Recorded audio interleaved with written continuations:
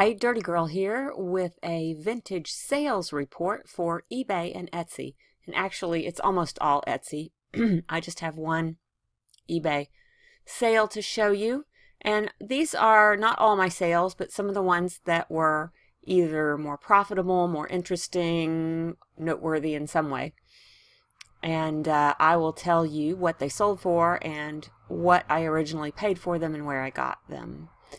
And this first sale on eBay is a set of 4 pennies that were in just a big bag of coins that came with a bunch of junk that, well, not junk, it was nice stuff, but a bunch of stuff that my friend gave me.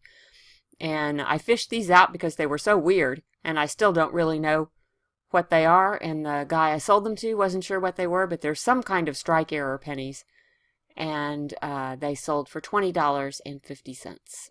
They're wheat pennies, and that's considerably more than their just value as pennies would have been worth. Okay, let's move on to Etsy. And the first thing I have to show you is a Navajo turquoise and sterling silver bracelet.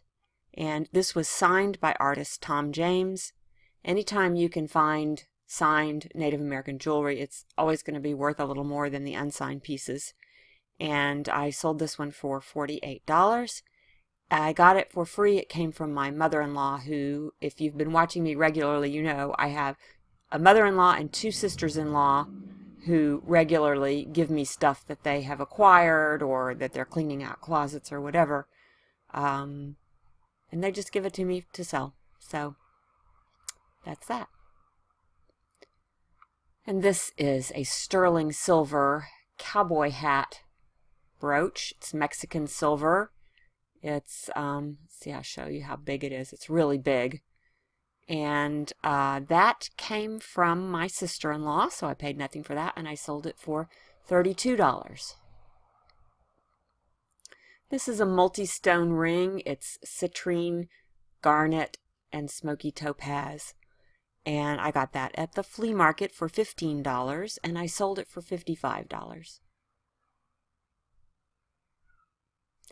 And this is a brooch that's vermeil, which is gold wash over sterling silver.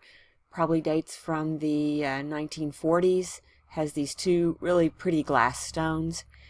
And let's see. Oh, my friend gave me that, so I paid nothing for that, and I sold it for $28, which, looking back, seems a little low. And this is an embroidered peasant blouse from Mexico. It has these great big huge roses. Really nice embroidery work. And that came from my sister-in-law, so I paid nothing for that, and I sold it for $28. And this is a little folding ruler with brass caliper bits on it. The brand is Lufkin. It's made out of boxwood. It came from England. I paid $5 for that and sold it for $24. And this is a Florenza bracelet. Florenza is another good costume jewelry designer to look for. I just really love the look of this bracelet. It's very ornate. And I paid $8 for that, paid up on that, and sold it for $27. And this is a garnet ring in sterling silver. It was marked, but I think I was not able to determine who the maker was. Marked P. Stir. And I paid $15 for that at the flea market and sold it for $45.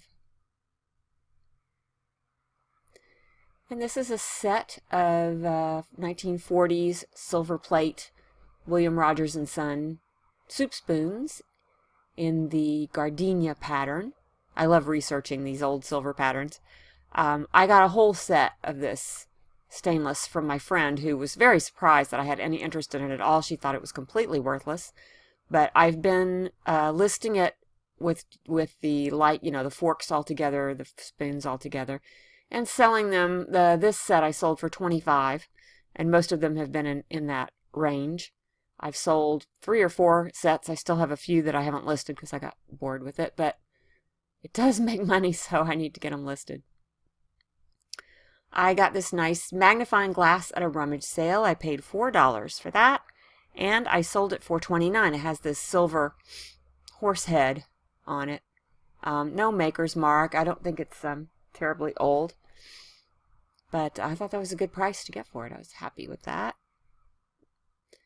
And this is one of my beloved kukri fighting knives. These come from the area of India, Nepal, Tibet. They always sell for good money. They usually have, there's a big knife, and then they come with 2 little tiny knives for close-up fighting. A lot of them date for the World War II era. A lot of them are much older. This one, let's see, I paid $15 for it at the flea market and sold it for $48. Had a nice leather, sorry, sirens, nice leather sheath that came with it. And this is a signed art glass paperweight. It was made by Stuart Abelman. I paid up on this. I paid $20 for it. Sold it for $55. I was actually hoping it would go for a little more, but it did sell pretty quickly. So maybe I could have gotten more for it. I don't know. And this is an amber ring. It's like 3 different colors of amber in sterling silver. I paid $10 for that at the flea market and sold it for $29. And this is a Tosco, excuse me, Mexican sterling silver ring with a music theme. It's got like a saxophone and I don't know what else. Anyway, I thought it was very cool. This came, I believe this came from my friend.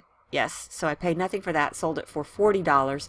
It did have a maker's mark that was possibly Bernice Goodspeed, who is a good maker to look for, but I wasn't positive because the mark was a little bit smudgy.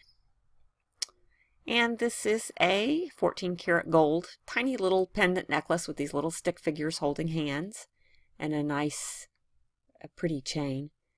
And it was 7 grams of gold, and I sold it for $149, and it came from my mother-in-law, so I paid nothing for that. And I always buy these little opera glasses. They're like Victorian era, and I see a lot of them. I've bought and sold quite a few pair. This was made by Chevalier Paris. Paris is a good thing to look for. Japan is sometimes not bad, but Paris is better. Germany's also good. And I bought these for $10 and sold them for $64.